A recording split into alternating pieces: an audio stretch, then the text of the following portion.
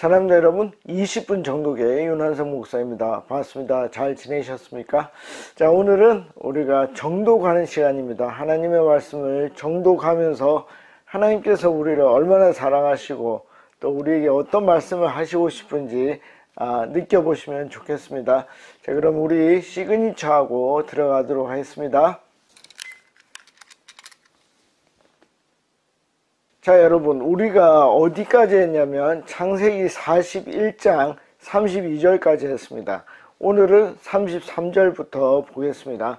그 전에 저하고 여러분들하고 이제 오랫동안 성경 공부를 했고 또 정독을 하고 있습니다. 사실 이 정독은 성경 공부라고까지는 말할 수 없습니다. 그렇죠? 좀 비슷하긴 하지만 이 정독은 그냥 깊이 있게 생각하면서 읽는 것입니다.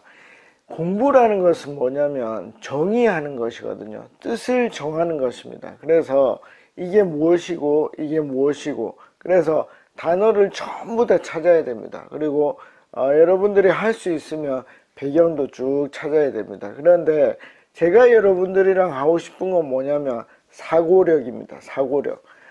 성경을 읽으면서 주어져 있는 정보를 통해서 뭐 하는 겁니까? 나의 사고력을 키워서 그 뜻이 하나님의 뜻과 가까워지게 만드는 것입니다. 그래서 그 갭을 점점 줄여가는 것이죠. 어젯밤에 우리 막내가 중학교 1학년인데 그 중학교 1학년 수학을 큰형과 제가 같이 풀었습니다. 한 1시간 정도 풀었습니다. 그리고 결국은 다 풀어냈는데 그게 뭐냐면 이 부채꼴 있죠? 부채꼴의 이 넓이를 구하는 건데 그게 그렇게 어렵지 않습니다, 여러분. 그 구하는 공식이 있거든요. 그 구하는 공식을 통해서 이제 호의 넓이를 구하고 어떤 특정한 넓이를 구하는 것인데 그게 어려웠어요. 왜냐하면 식이 어려운 게 아니라 어떻게 해요? 그 접근하는 방식이 어려웠어요. 그래서 형이 물어봤어요. 너 삼각함수를 아냐? 그건 중학교 3학년에 나오거든요. 그러면 피타고라스 정리를 아냐? 그거는 이제 직각을 알면 알 수 있는 부분이 많기 때문에 피타고라스의 정리도 아직 배우질 않았습니다. 왜냐면 제곱에 대한 개념이 나와야 되기 때문에. 자, 그래서 형은 이제 일단은 우리가 풀기가 힘드니까 삼각함수를 통해서 이 문제를 풀었습니다. 근데 문제는 뭐냐면은 그렇게 풀면 이 문제는 중학교 1학년의 문제에 접근할 수가 없는 거죠. 그래서 저는 그런 게 아닐 거다. 그런 게 아니고 더 쉬운 방법으로 들어갈 수 있을 것이다. 그래서 나중에 결국은 뭘 이용했냐면 삼각형의 합동 조건을 통해서 그 문제를 풀어냈습니다. 1시간이 걸렸습니다. 여러분, 우리가요 성경을 이 뒤에 여기 쭉 보면 요게 뭐냐면은 다 참고서들이에요. 참고서들. 그리고 또 배경 지식 뭐 네이버나 이런 거 다 찾고 그렇게 하면은 쉬워요. 왜냐면 삼각함수도 쓰고 그 다음에 피타고라스의 정리도 쓰니까 금방 풀 수 있는 거죠. 그런데 그 과정에서 뭐가 없어지죠? 사고력. 1시간 동안에 집단 지성이 움직였죠. 막내와 저와 큰아들. 큰아들이 그걸 1시간 동안 집중해서 내 생각도 얘기하고 큰아들의 생각도 얘기하고 또 우리 막내가 자기는 어떤 수준으로 배우고 있는지도 말해주고 그렇게 하면 그게 집단 지성으로 그 문제를 풀 수 있는 것입니다. 그러면 자, 정독은 어떻게 해야 될까요?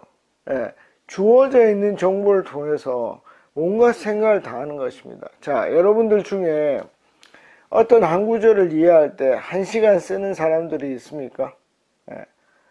굉장히 중요한 것입니다. 여러분, 요 강의를 듣는데 뭐 들어도 되지만 한 줄을 이해하는데 1시간 이상 쓰기를 원하지 않는 분들은 이 강의를 안 들어도 돼요. 쓸모가 없어요. 이 강의를 만약에 설교라고 생각하는 사람들이 있으면 듣지 마세요. 보지 마세요. 구독을 취소하시면 돼요. 아무 의미 없어요. 설교 얼마나 많은데. 시시닥거리는 설교 얼마나 많은데요. 웃기고 재밌고 이 바보짓하고 바보짓 하면서 설교하면 얼마나 좋아요. 얼마나 재밌어요. 그런 거를 보세요. 1시간 이상 쓸 수 있어야 돼요. 이건 지금 제가 굉장히 중요한 거를 얘기하는 것입니다. 그 한 구절로 여러분들의 인생이 바뀌고 인생뿐만 아니고 영생을 얻을 수 있느냐 없느냐를 알 수 있는 거예요. 여러분, 이 강의는요 그냥 여러분들이 뭐 설거지 하면서 이렇게 들을 수 있는 강의가 아니에요. 운동하면서 들을 수 있는 강의가 아니에요. 여러분들이 프린트를 하시고 여러분들의 생각을 미리 적어 보시고 그 다음에 저의 생각을 듣는 거예요. 굉장히 빡센 겁니다. 굉장히 빡센 과정이에요. 그걸 여러분들이 아깝게 생각 안 해야만 이 강의가 의미가 있는 것입니다. 그래야 여러분들이 발전해 갈 수 있어요. 그래야 여러분들의 자녀나 여러분들의 구역원들이나 다른 후배 성도들에게 말을 해줄 수가 있어요. 이 뜻은 이런 뜻인 것 같아. 너도 한번 생각해봐. 여러분, 목사들은 한 구절에 1시간 그 해석한다고 1시간을 쓸까요? 쓸까요, 여러분? 쓸 것 같죠? 그렇지 않습니다. 목사들이 얼마나 바쁜데요. 한 구절 이해하는데 1시간을 어떻게 써? 그렇죠? 그냥 목사들 시간 때우면 되잖아요. 그렇죠? 그러면 이런 책들, 요런 책들 참고하고 인터넷에서 어떤 목사님이 어떻게 이거를 풀었나 보면 되잖아요. 보면 성도들은 관심도 없으니까 그런 설교가 나왔는지 모르잖아요. 모르잖아요. 자기가 진짜 1시간 동안 고민하고 일주일 동안 고민해서 그 본문을 가지고 교회에 갔어요. 근데 목사님 설교해요. 그러면요 평생 잊어버리지 않습니다, 여러분. 근데 목사님도 그렇고 성도님들도 그렇고 다 그냥 괜찮잖아요. 이렇게 설교해도 괜찮고 저렇게 설교해도 괜찮고 저 말을 들으나 마나 나는 안 지킬 거니까. 여러분, 말씀을 정말 깊이 있게 생각을 해가지고 고민하면 그 말씀에 목숨을 걸 수가 있어요. 여러분, 많은 목사님들이 저한테 질문하는 경우들이 있어요. 근데 제가 안타까운 게 뭐냐면 이거를 본인이 얼마나 고민했을까, 그 시간이 얼마나 됐을까. 안타까워요. 안타까워요. 자기가 정말 고민해야 돼요. 여러분, 수학문제, 중학교 1학년 수학문제도 3명이서 머리를 맞대고 1시간을 고민해서 얻어내잖아요. 왜? 그거 잘하면 좋은 고등학교 가고 그거 잘하면 좋은 대학 가니까. 여러분, 하나님의 말씀을 1시간 동안 고민하면 어떻게 되죠? 아무것도 얻는 게 없잖아요. 아무것도 얻는 게 없잖아요. 그래서 그런 거예요. 성경 많이 알아봐야 뭐예요? 목사밖에 더 되겠어요? 여러분, 깊이 생각해야 돼요. 진짜 깊이 생각해야 돼요. 진짜 깊이 생각해야 돼요. 여러분, 그 수학 문제를 풀어서 이 세상에 얻는 것보다 천국 가는 것이 훨씬 중요하고 소중합니다. 훨씬 더 아름답습니다. 그거는 1시간이고 이틀이고 30일이고 하나님의 말씀을 너무 소중해서 벌벌벌 떨면서 묵상한 사람들만이 누릴 수 있는 축복이에요. 그거는 천국에서 누릴 일인데 이 땅에서도 누릴 수 있는 것입니다.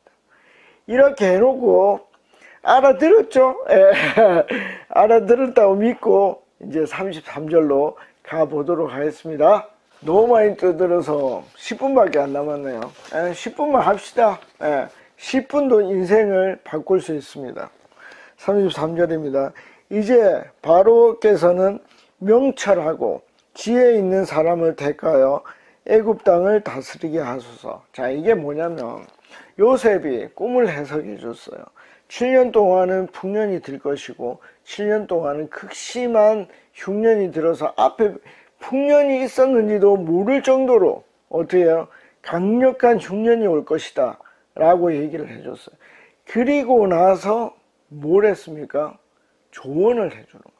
이게 얼마나 중요하냐. 여러분 여기 보시면은 명철하고 지혜 있는 사람이 누구입니까? 누구일까요? 요셉입니까? 아니에요, 여러분. 이게 요셉이 만 2년 동안 엄청 고생하면서 나를 기억해 주십시오.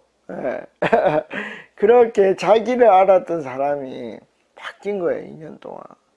제가 말씀을 드렸는데 뭐 어떨 때는 기도도 했다가 어떨 때는 기도도 안 했다가 어떨 때는 하나님을 원망도 했다가 또 어떨 때는 하나님께 기대를 품기도 하고 그 모든 왔다 갔다 하는 게 2년 동안에 어떻게 해요? 발전이 돼서 자란 거죠. 이건 진심이에요. 내가 아니고 뭐 이 땅을 그 흉년과 풍년을 14년 동안을 잘 이끌어갈 그런 총리를 뽑아야 된다는 거예요. 이 담당자를 뽑아야 된다는 거예요. 이 진심이 누구? 바로에게 닿았던 것입니다. 여러분 이 바로가 어떤 사람인지는 잘 모르겠어요. 근데 저는 이 바로가 요셉을 뽑았다는 걸 보면 이 사람은 괜찮은 사람을 볼 줄 아는 사람인 것 같아요.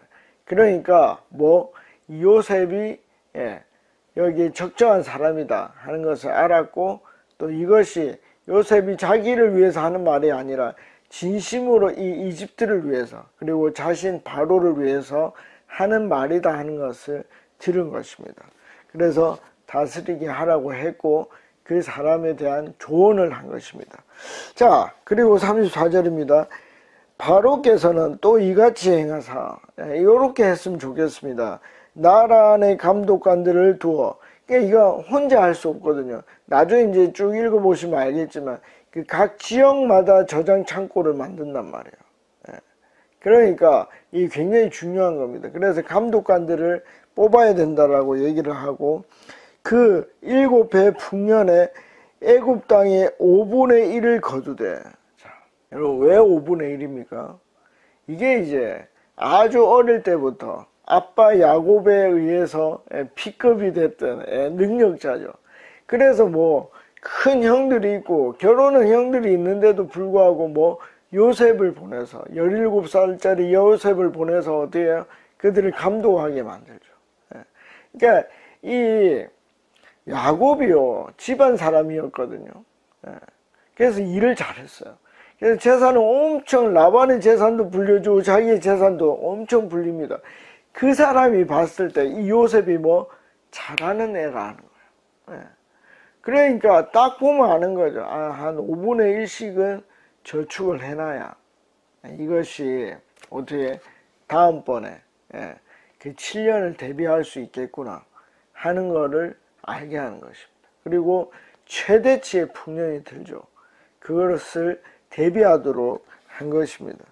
그러니까 자기 안에 그 달란트가 충분히 발휘하게 된 것입니다. 35절입니다.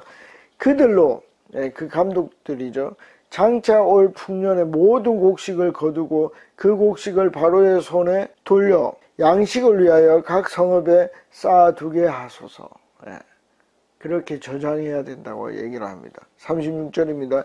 이와 같이 그 곡물을 이 땅에 저장하여 애굽 땅에 임할 7해 흉년에 대비하시면 대안을 내는 것입니다. 땅이 이 흉년으로 말미암아 망하지 아니하리이다. 자, 정확한 대안이었습니다. 저장고를 만들고 7년 동안에 저축을 한 후에 그리고 나머지 흉년에 그것을 대비를 합시다 라고 얘기를 했습니다. 자, 이 대안에 대해서 37절입니다. 바로와 그 모든 신하가 이 일을 좋게 여긴지라. 예. 자, 아이디어는 좋아요. 여러분, 어떤 사람이 똑똑하고 명석하고 아이디어가 좋으면 모두가 좋아할 것 같습니까? 자, 총리직을 노리고 있던 사람이 있었겠습니까? 없었겠습니까? 당연히 있었겠죠. 근데 지금 딱 바로의 말을 들어보니까 어떻습니까? 그 사람들 눈치가 좋거든요. 저는 좀 눈치가 안 좋은데. 딱 보니까 요셉을 총리로 시키고 싶은 겁니다. 그래서 저는 이게 다 좋게 여겼다는 이 말이 하나님의 손길이 들어갔다고 생각을 합니다. 저는 분명히 경쟁자들이 있었을 것이고 분명히 시기 질투가 있었다고 생각을 합니다. 뭘 보면 알 수 있습니까? 다니엘이 총리를 할 때, 다니엘은 네 왕국의 총리를 했는데 그때 경쟁자들이 있었고 시기 질투하는 사람들이 있었습니다. 그런데 저는 이걸 두 가지로 해석을 하는데 여러분들도 해석을 해보십시오. 하나는 뭐냐면 이 일에 대한 자신감이 그들에게 없었다고 생각합니다. 그래서 좋게 여겼고, 두 번째는 하나님이 그렇게 만들었다고 생각합니다. 그들이 경쟁자이지만 이 일이 크다는 걸 알고 포기를 한 거죠. 그 포기하는 마음을, 물론 인간이 끝까지 견디면 그 이겨낼 수 있습니다. 근데 씨앗은 줄 수 있는 것이죠. 이게 어려운 말이긴 합니다. 그래서 하나님이 좋게 만든 게 아닌가, 그렇게 생각을 합니다. 그래서 여러분들도 생각을 해보시고 왜 이 모두가 좋게 생각을 했을까? 바로는 당연히 좋게 생각을 할 것입니다. 그리고 만약에 이제 꿈이 너무 어려웠으니까 이거 풀어내는 것 자체가 놀라운 일이다, 이렇게 보았을 수도 있습니다. 자, 다음 절입니다. 자, 38절입니다. 바로가 그의 신하들에게 이르되 이와 같이 하나님의 영에 감동된 사람을 우리가 어찌 찾을 수 있으리요 하고. 여러분, 그 이집트의 신은 뭐죠? 이 파라오, 그러니까 태양신입니다. 태양신. 자기도 뭐 신이고 태양을 이렇게 섬깁니다. 그럴 수밖에 없죠. 태양이 너무 강렬한 나라니까. 그리고 제가 말하고 싶은 건 뭐냐, 이 고대 근동에 널리 알려져 있는 일반적인 신 엘로힘, 그러니까 이 하나님은 예수 그리스도를 통하여 바라본 구체적인 하나님이라기보다 이 전체 신에 대한 평가로 하나님이다, 엘로힘이다, 이렇게 본 게 아닌가 생각을 합니다. 그리고 좀 더 열려져 있는 게 아닌가. 그러니까 그들이 찾으려고 하면 여호와 하나님을 찾을 수 있는 게 아닌가. 그러니까 지금 이 요셉이 믿고 있는 어떤 신에 대해서 이 구체적으로 안다는 게 아닙니다. 그러나 그 신을 인정할 만큼 지적인 신에 대한 지식이 있을 수 있지 않나, 그렇게 저는 생각을 합니다.